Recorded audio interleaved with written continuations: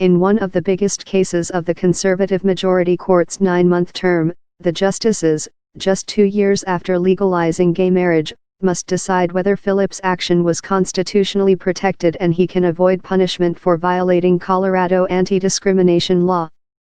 The brief encounter at Phillips' Masterpiece Caca Shop in the Denver suburb of Lakewood left Mullins and Craig distraught.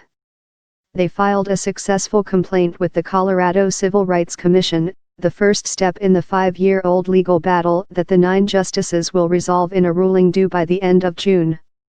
The baker's lawyers argue that, because his cakes are artistic endeavors, guarantees of freedom of speech and expression enshrined in the U.S. Constitution's First Amendment protect Phillips from being forced to make baked creations that express a message he opposes on religious grounds. Mullins and Craig were planning their wedding in Massachusetts that September and wanted the cake for a reception to be held in Colorado, where gay marriage was not yet legal. Craig's mother witnessed the tense exchange, which he said made it harder for him to bear.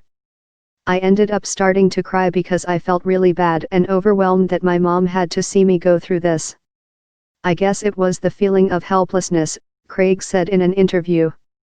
Phillips said he offered to sell the couple other products in his store but was adamant that his religious beliefs compelled him to draw a line when it comes to certain issues.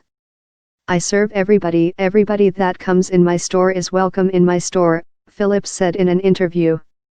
"I serve everybody that comes in and I create products for many events, just not all events."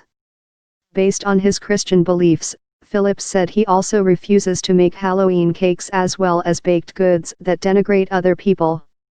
The Civil Rights Commission found that Phillips violated state anti-discrimination law that bars businesses from refusing service based on race, sex, marital status, or sexual orientation. It ordered him to take remedial measures including staff training and the filing of quarterly compliance reports. Phillips said he found the penalty deeply offensive in part because until recently his mother was one of his employees. "I have to tell my mom, everything you have taught me doesn't count here," Phillips said. Evangelical Christians are an important part of President Donald Trump's political base, and his administration filed a brief in support of Phillips. The case puts 81-year-old Justice Anthony Kennedy, one of the court's 5 conservative, in the spotlight. Kennedy, a potential deciding vote in a 5-4 ruling, has joined the court's liberals in major decisions on issues such as abortion and gay rights. He authored the court's landmark 2015 decision that legalized same-sex marriage nationwide. But Kennedy is also a strong proponent of free speech rights. L2N1LU1W9 Cultural Flashpoint. The case has become a cultural flashpoint in the United States that underscores the tensions between gay rights proponents and conservative Christians. National advocacy groups have jumped in on both sides. Mullins and Craig are represented by the American Civil Liberties Union. Phillips is represented by the conservative Christian legal group Alliance Defending Freedom.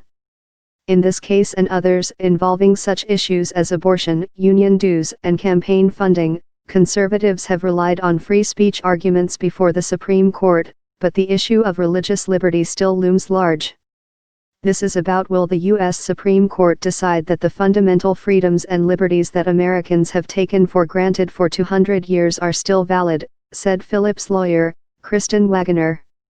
The ACLU said a ruling favoring Phillips could lead to other efforts to skirt anti-discrimination laws.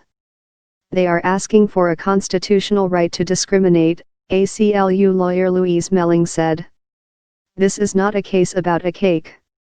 It is a case about a very radical proposition. Mullins and Craig did get to celebrate their marriage with a cake made by another bakery. Phillips will once again encounter them on Tuesday, this time in the grand marble halls of the Supreme Court.